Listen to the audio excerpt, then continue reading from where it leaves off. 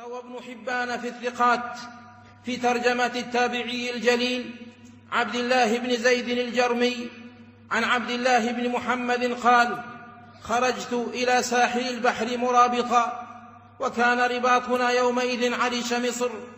قال: فلما انتهيت إلى الساحل فإذا أنا ببطحية، أي بأرض منبطحة، وفي البطحية خيمة فيها رجل قد ذهبت يداه ورجلاه، وثقل سمعه وبصره، وما له من جارحة تنفعه إلا لسانه، وهو يقول: اللهم أوزعني أن أحمدك حمدا أكافئ به شكر نعمتك التي أنعمت بها علي وفضلتني على كثير ممن خلقت تفضيلا.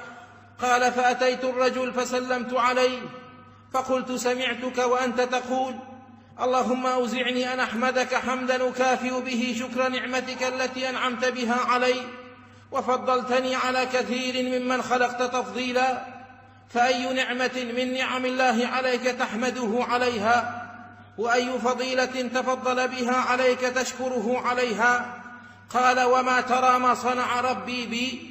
والله لو أرسل السماء علي نارا فأحرقتني، وأمر الجبال فدمرتني، وأمر البحار فغرقتني، وأمر الأرض فبلعتني، ما ازددت لربي إلا شكرا لما أنعم علي من لساني هذا. ولكن يا عبد الله، إذ أتيتني إن لي إليك حاجة، قد تراني على أي حالة أنا لست أقدر لنفسي على ضر ولا نفع، ولقد كان معي بني لي يتعاهدني في وقت صلاتي فيوضئني، وإذا جعت أطعمني، وإذا عطشت سقاني، ولقد فقدته منذ 3 أيام، فتحسسه لي رحمك الله. فقلت: والله ما مشى خلق في حاجة خلق كان أعظم عند الله أجرا ممن يمشي في حاجة مثلك. قال: فمضيت في طلب الغلام، فما مضيت غير بعيد حتى صرت بين كثبان من الرمل، فإذا أنا بالغلام قد افترسه سبع وأكل لحمه، فاسترجعت وقلت: أنى لي وجه رقيق آتي به الرجل. قال: فبينما أنا مقبل نحوه إذ خطر على قلبي ذكر أيوب النبي صلى الله عليه وسلم، فلما أتيته سلمت عليه فرد علي السلام، فقال: ألست بصاحبي؟ قلت: بلى. قال: ما فعلت في حاجتي، أي في طلب ولدي؟ فقلت: أنت أكرم على الله أم أيوب النبي؟ قال: بل أيوب النبي. قلت: هل علمت ما صنع به ربه؟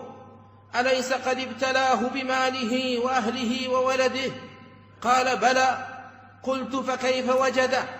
قال: وجده صابرا شاكرا حامدا. قلت: لم يرض منه ذاك حتى أوحش من أقربائه وأحبابه؟ قال: نعم. قلت: فكيف وجده ربه؟ قال: وجده صابرا شاكرا حامدا. قلت: فلم يرض منه بذاك حتى صيره عرضا لمار الطريق؟ هل علمت؟ قال: نعم. قلت: فكيف وجده ربه؟ قال: صابرا شاكرا حامدا. أوجز رحمك الله.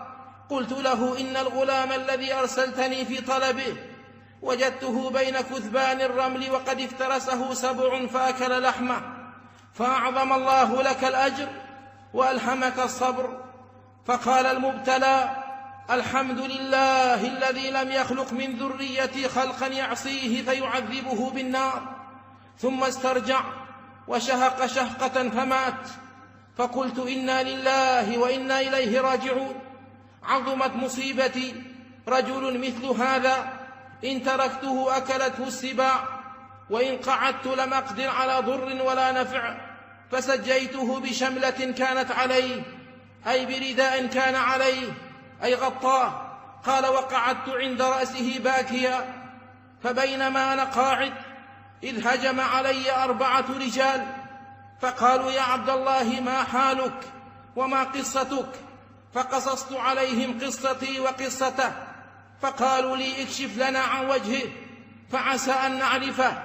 قال: فكشفت عن وجهه، فانكب القوم عليه يقبلون عينيه مرة ويديه أخرى، ويقولون بأبي عين طالما غضت عن محارم الله، وبأبي جسمه طالما كنت ساجدا والناس نيام. فقلت: من هذا يرحمكم الله؟ فقالوا: هذا أبو قلابة الجرمي صاحب ابن عباس رضي الله عنهما، لقد كان شديد الحب لله وللنبي صلى الله عليه وسلم. قال: فغسلناه وكفناه بأثواب كانت معنا، وصلينا عليه ودفناه. فانصرف القوم وانصرفت إلى رباطي، فلما أن جن علي الليل وضعت رأسي فرأيته فيما يرى النائم في روضة من رياض الجنة، وعليه حلتان من حلل الجنة، وهو يتلو الوحي: سلام عليكم بما صبرتم فنعم عقبى الدار. فقلت: ألست بصاحبي؟ قال: بلى. قلت: أنى لك هذا؟ قال: إن لله درجات لا تنال إلا بالصبر عند البلاء والشكر عند الرخاء مع خشية الله عز وجل في السر والعلانية. فهل نحن حامدون شاكرون أيها المسلمون؟ وقد غطتنا في النعم غطيطا، فنسأل الله عز وجل أن يوزعنا شكر نعمه، وأن يعيننا على ذكره وحسن عبادته.